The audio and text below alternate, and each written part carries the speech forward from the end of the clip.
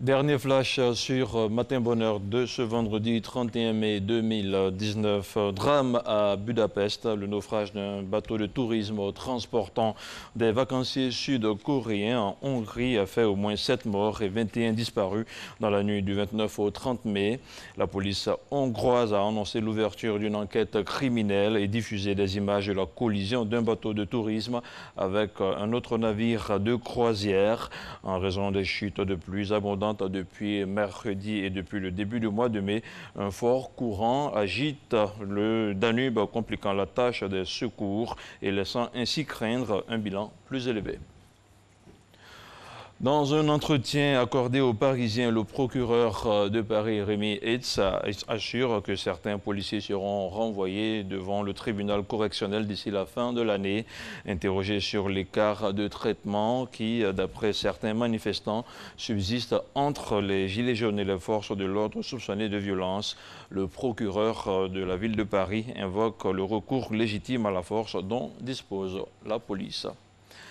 En Colombie, un ex-commandant guerrillero FARC a recouvré jeudi la liberté sur ordre de la Cour suprême en dépit des pressions des États-Unis qui veulent le juger pour trafic de drogue. Jesus Centrich, détenu depuis avril 2018 à Bogota sous le coup d'une demande d'extradition de Washington, a quitté le siège du parquet sous forte escorte.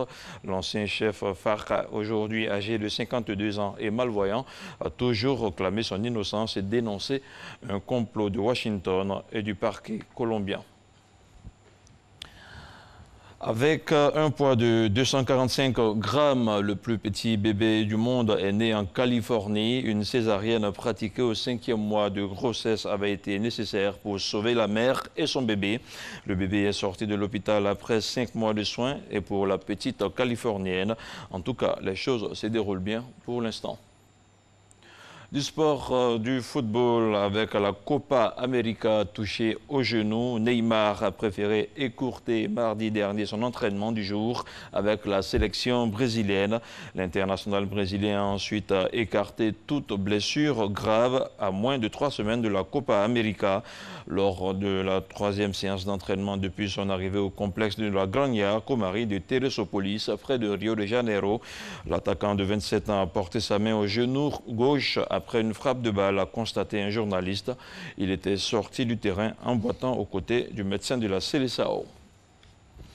Et voilà, c'est tout pour ce flash. Je vous retrouve demain à 6h30.